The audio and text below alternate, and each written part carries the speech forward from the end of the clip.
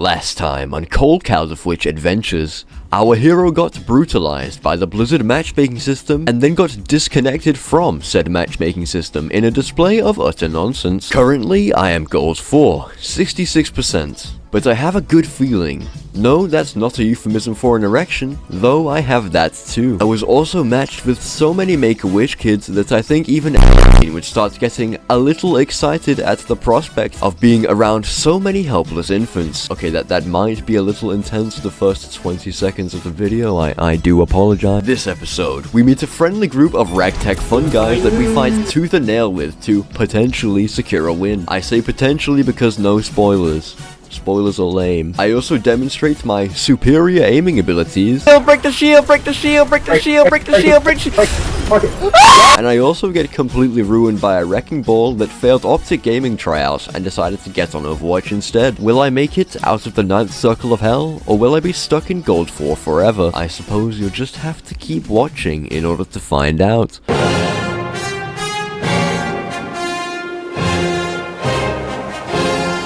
Game 1 happened on New Junk City. Everyone universally hates this map, but in all honesty, it is one of my favorites. And this game is probably why. Eagle-eyed viewers will notice Nixo on the enemy team. This guy has got to be one of the unluckiest people in 4 AM comp pools. On our team, we have Wolfen, a soft-spoken, kind-hearted Winston player with a soul made of light and a heart filled with love. To contrast this, on the enemy team, we have Asuka, a despicable little simian who has an addiction to introducing me to the most mild forms of tedium. Also on our team, we have Anizenki, a complimentary Mercy E-boyfriend for the match. This game had me clenching my ass harder than the retarded kid squeezes the class pet. Also, Chaos Factor. I recorded the in-game audio, but because I am less than human, I forgot to turn my mic recording on. So for the remainder of this match, I will fill in my speaking with what I think I probably said. Right then, we capture first point, but then Asuka, the mustache twiddling supervillain, introduces me to God. This causes us to lose first point with streamlined efficiency. Yet again, Asuka tries to kill me, but I used Tracer's biggest counter, the left shift button. We lose yet another fight, and my dear,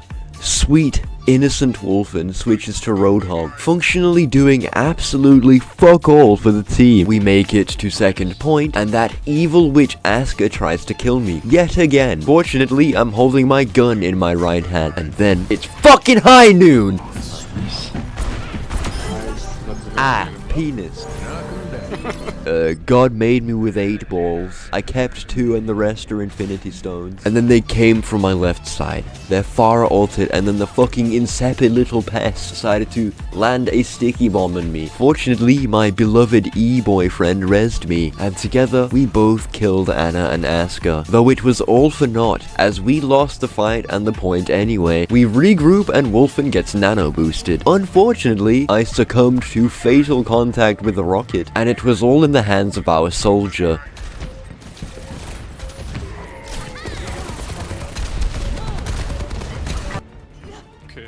Wolfen gives us some wisdom. Just standing way behind and healing all the time.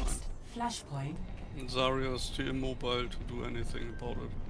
And then switches to his preferred hero of choice, Monkey. He had the right solution, but for the wrong reasons. Winston and Anna would not normally work, but they had a Zarya, and Winston doesn't charge Zarya's fuck bubbles, making him functionally her hard counter. I frag Asuka for the nth time, and then I take her to high noon. But once again, we are not executing optimal teamwork, and this happened.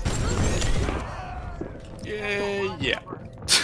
Fuck! Now, they have 2 rounds to our 0. This is likely our very last push, so if we lose it, the game is lost. She was slithering on my wand, and she gave me the Hogwarts. It starts off amazingly. So well, in fact, that I'm just going to let you fucking observe the fucking beautiful art that is this team fight. They tried to take point back, but alas, they are far too late. Now we only have to win 2 consecutive flashpoint. Still probably gonna lose. On my way to the next objective, I get assaulted by the enemy Pharah, and once again undertake the 30-second walk of shame back to point. My face and entire upbeat demeanor nearly dropped when she nearly fragged me yet again, but I got a very fortunate headshot and the point was ours. Considering the game thus far had just been our team getting their faces pushed into the pillow while a big black man whispered nothings in our ears, we were doing pretty well for ourselves. This could not have been reflected any better than in the next team fight, where we lost, brutally in fact. Their team looked almost untouchable until our Ashe actually hit her fucking shots, causing us to have the numbers advantage. Those of you who watched part 1 should be familiar with my opinions and thoughts on counterpicking, and how fucking easy it is to put your opponents at a disadvantage by simply playing the fucking game the way it is meant to be played. Can someone please explain to me why, in the rhyme of the ancient fuck, they have decided to pick 2 characters we hard counter? Fucking gold, man. I mean, I'm not complaining. Even Nixo could win this. So yeah, naturally we win that point. But I died and I don't care to narrate, so we will skip to the end. The score is 2-2. The gloves are off. I've got a revolver in my pants, and I'm gonna take them to high noon. Let's fuck their little asses. We regroup and almost immediately succumb to the adversely huge skill gap. This is our very last chance. Echo ults, and then instantly suffers the consequences of her actions. I high noon the Pharah in overtime, our team makes quick work of the other 3, and just for good measure, fuck you, Asuka. Now all we have to do is not lose. That is all that has to happen. They make a push, and our Ashe drops Bob. Junker Queen gets slept, and fucking G. I clipped the play of the game I got, so you can actually hear in real time what I said. So here, in a rare treat, you can watch me play the game. Bye. Pretty nice game. Yeah, that was good. Yep. Love you guys. Good game. Thank you. See ya. I know.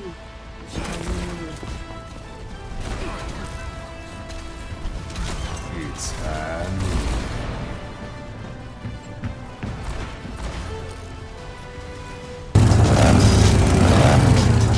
Say hi to the monkey for me. Monkey? So we're at Samoa. I decide to open this game up in one of the most entertaining ways I know how, by lying for absolutely no reason at no one in particular. The adverse effect of this being that one of the supports pitied me enough to mercy pocket me. Rizzo higher. The consequence of this is that I kinda shit on them, I cannot lie. When I assassinate Asian Kira and the Federal Presidential Republic of Brazil, by which I mean I shot Rio, I feel an immense sense of accomplishment and absolute surge of testosterone. My thoughtless killing streak was put to a grinding halt, however, when the Widow shot me in the head with her sniper rifle, and I slumped to the ground as if I had accepted a drink from Bill Cosby. My accuracy thus far is 66-21. Which is pretty fucking insane for this character, and probably also the reason the enemy team has been unable to actually play the game. It is at precisely this exact point in the game that I suffer a complete surge of extreme overconfidence. Said predictable drastic drop in my mental faculties resulted in me using my ult and almost instantly succumbing to the consequences of my retarded actions.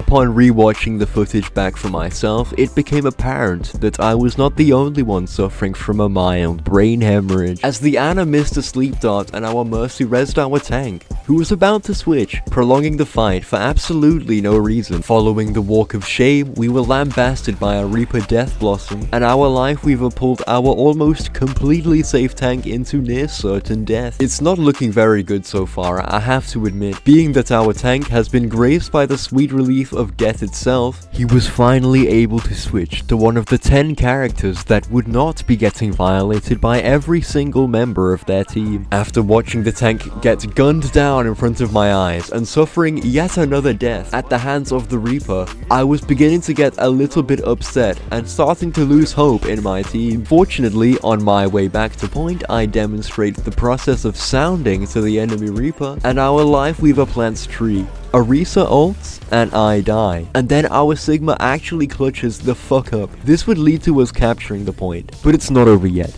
When I make it back to point, I am almost lambasted yet again by the most obvious Reaper ult heaven has ever seen. But this time I shoot him and he dies. An enemy Sombra tries to kill me, but once again I have a gun and effectively solve the problem. I shoot an old woman and high noon Orisa. Subsequently we win the round and I'm feeling much better about myself. Our Tracer, Yaktis, voices her dismay over hard countering the enemy Widow, to which I respond with a reminder of our present circumstances. On my team, subservience is mandatory. I will not accept a weak-willed sissy boy who colludes with the enemy out of some perverse sense of sportsmanship. I seek only to dominate and irritate my opponents. Give in to your demons, be racist and shit yourself. This is the way. We then proceed to embody this philosophy by compelling adherence. In the script it says villainous laughter, but I don't think it's really appropriate. It is only after our tank leaps into certain death yet again, and I suffer a drive-by shooting at the hands of the vicious enemy Sombra, does our courage begin to waver, and we are forced to begin the walk of shame. The enemy tank had, for whatever reason, decided to switch to Wrecking Ball, asserting himself as the enemy team's patented idiot. Somehow I punch their Sombra to death while in a life grip, and high noon the rodent on the enemy team. At 80% capture progress, basically cementing the win for us.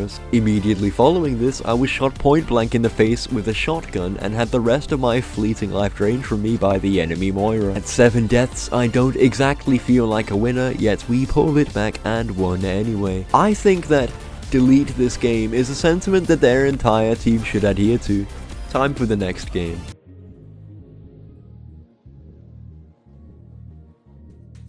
Coliseo. I was never much of an Italy enthusiast until I started seeing those Italian cooking guys on YouTube Shorts. Mickey Mouse, Mickey Mouse, Mickey Mouse, Mickey Mouse, Mickey Mouse. Oh, also, this game is a stern reminder of the fact that Wrecking Ball was not designed for 5v5. Up ahead, ye will find wretched trial. And will be repeatedly reminded that DPS is the expendable role. If any of you main Wrecking Ball, I hope you know it's on site, brother. The fight starts out with me being a little overzealous. The enemy Hanzo almost instantly put me in my place with but 12 HP to spare. Once I respawn, I'm allowed to relax for literally 14 seconds before their tank began to mercilessly hunt me down. I tell him to and he almost instantly opens fire on me. One could only assume his intentions had our Anna not showed up. Goated old woman. I proceed to spend the next fight getting molested by the hamster, to the point I am disallowed to even look at the enemy team. And you know, even after the fight concluded with all 5 of us shooting at him, this fucking reprobate refuses to die. But then, some fucking how, I slither into their back line and am presented with Lucifer's BOGO deal.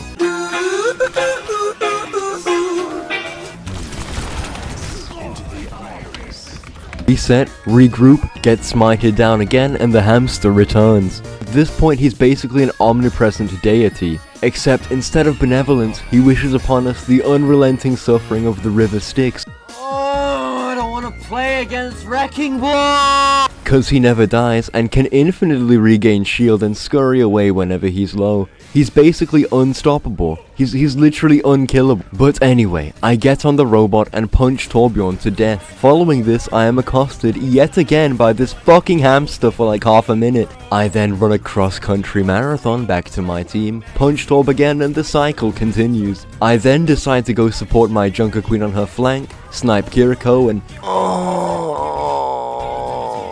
I have 68% accuracy, purely from dumping bullets into the Wrecking Ball. This might be a hot take, but my fucking god, Dive is by far the most irritating archetype in the game. I don't care if it's difficult to play. I simply want to stand behind a wall and shoot people with my gun after they shoot me with theirs, not be forced into this Animal Planet domestic abuse special. Anyway, my team loses the altercation, and Ball once again goes back to bending my team over. Somehow after he dies, I high noon my father, headshot Torb, and oh my fucking god, please leave me alone.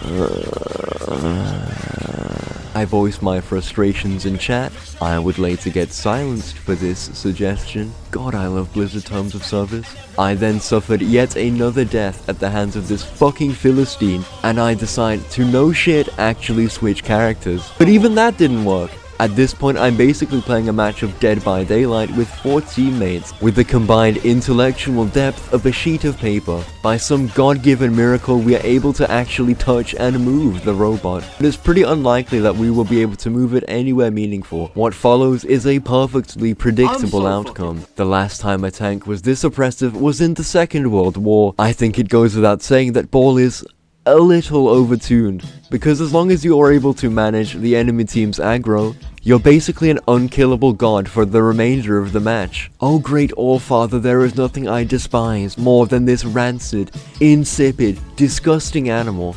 And I don't care if you balance him, the mere concept of his design pisses me off, and I will stop at nothing until he is purged from this game. Oh, hero bans? Oh yeah, I kinda forget that this was recorded an entire calendar year ago. Shit, man.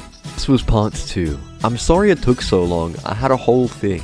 It was all very canonical. Next time, you get to watch me rise to a position of higher authority. Next time, I will leave no unanswered questions as I seek to sow the lands with chaos and discord on a scale neither man nor beast has ever bore witness to. I suppose after getting my J's creased, it can only really go up from here. So I hope to see you again in the finale to this series, Overwatch Part 3.